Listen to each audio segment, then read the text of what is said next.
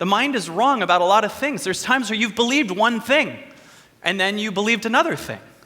But once you believed something so strongly, and then you believed another thing, but you existed through both of those beliefs. So that means there's no way your beliefs. That you couldn't be your beliefs because your beliefs have changed. So think of something you believe right now strongly and understand that's not you, that's just temporarily floating around. That's just as kind of here. Because the more you go into this, the deeper you get, the more you get excited about, I don't believe anything. I have no idea, and every time I feel pain, I realize, oh, under that pain is an unconscious belief that I didn't know I had. So for instance, people say to me sometimes, I'm nervous because I don't know what's going to happen. The unconscious belief under it is that you should know what's going to happen. I'm nervous because I'm broke. The unconscious belief under it is that you shouldn't be broke, but you are. So the first thing you're doing is you're arguing with what is, and then you can't even create a situation to fix it because you're in fight or flight because you're arguing with what is already happening. So how can you even do anything about it? You're already denying that it's there. If I can't move that speaker until first I admit that it's there, right? If I'm like, there's no speaker, I've got to do something about it, or I'm already fixing before I'm even aware that there's a situation, because under that belief is a feeling under that. So first there's the action. I got to do something. Why? Because under it I have a belief that I'm not enough. And then you should just instead go under that and just go, I'm not enough in my mind.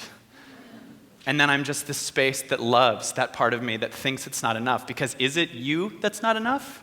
Or is it your old story of you? Is it that you got love for being not enough? Is it that actually you connected with your parents in a certain way or friends, and the second you connect with them, the first thing you guys both do is talk crap about how hard life is? And you get love and connection that feels just good enough to not actually go in and do something about that not enough lie. Instead, you guys just connect and bond and go, yeah, I get love here. So instead, what we have to do is take every emotion that you're feeling right now, everything that's coming up. I don't know what's going to happen. And I love that. What does that do? The second you say, I love that, the problem goes away, because the problem isn't the thought, it's you thinking that that thought shouldn't be there. You're deciding that that thought is not okay. So instead of being in resistance to the thought, embrace the thought, because guess what? No thought can own you the second you love it.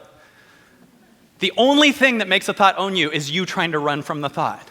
So if instead the thought comes up and it goes, I don't know what I'm going to do, and I love that, I'm totally screwed, and I love that. Oh my God, my dad's mad at me. No one's talked to me in 10 years. I'm going to die alone, and I love that. For some people, that might be a lot better than situations we're in now sometimes. Maybe dying alone's okay. Maybe it's good to die alone. Maybe it's better to die alone in a forest.